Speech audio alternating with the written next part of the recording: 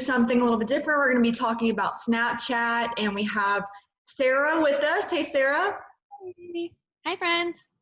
The last few months, we've been on Snapchat doing advertising for a couple clients, and it's really been just producing really great return on ad spend. Mhm. So we thought we would talk about that today and maybe give you some tips on some of the best performing ads. So Sarah, what's been happening over in Snapchat world?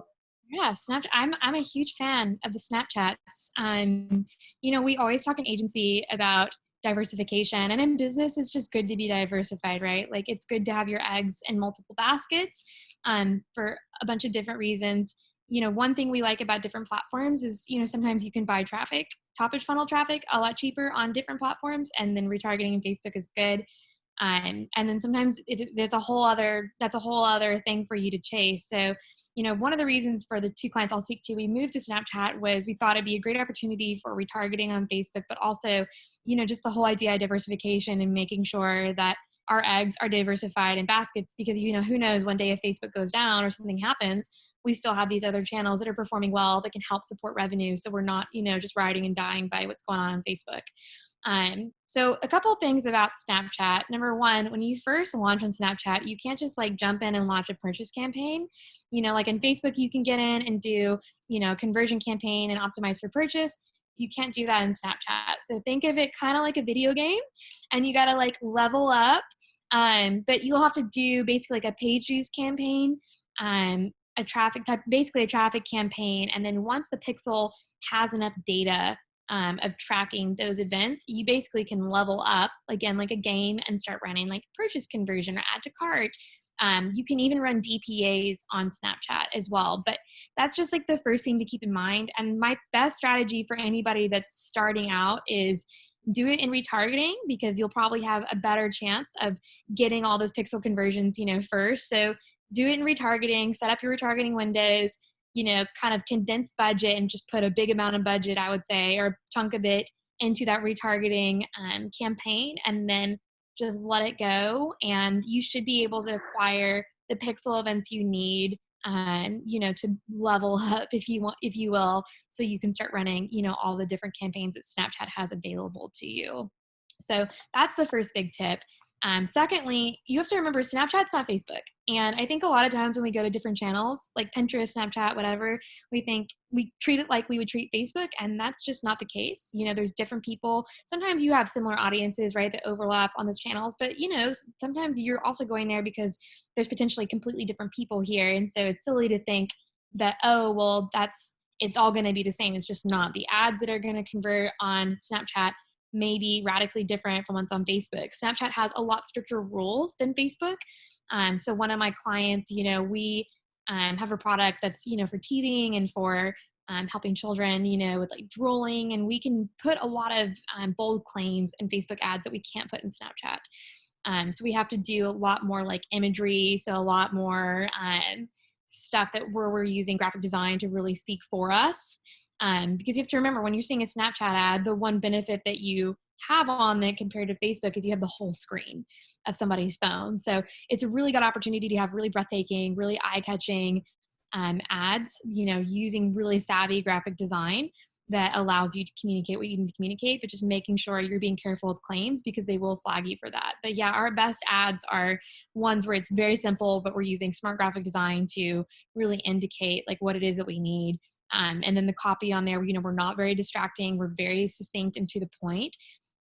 Because again, you have to think, I want to get someone's attention and make sure that I'm getting the message across as fast as possible because they're on Snapchat. They're like swiping through all those stories. And those are really our best performing ads.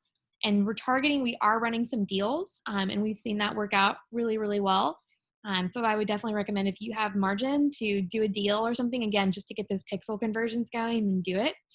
And then the last tip on Snapchat is when you want to run cold traffic, the beauty about Snapchat that's different than Facebook is there's so much good data on Snapchat. So there's Nielsen data. There's a lot of data from some of the big marketing research firms in there where you can target, different people. And it probably looks a lot like what original Facebook looked like to us a long time ago, when we could access a lot of different things. And so you can get very hyper targeted, targeting moms who maybe only buy organic food from a grocery store right? Versus just like moms who are into organic food, you know, like on Facebook, like a more broader audience. And so definitely recommend testing those out. I actually have a client that, so my two, I guess, case examples are one of my clients. We've always had trouble breaking tofu and Facebook in a way that was good and healthy for the account. Like it just, and we've tried a lot of things. I mean, we test everything here, but I've tested a lot in there and I just could never shake it.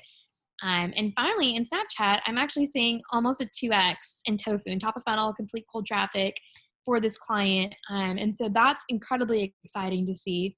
But then, you know, for those of you that are like, oh, it's even a serious platform, you know, it's just Snapchat. Like, I promise it's serious. We have another client, the one that I was speaking to earlier with the teething, you know, the first month we launched, we only did about 8 grand in terms of revenue. And then the last month, a full month in May, we did about 32,000 at a 4x.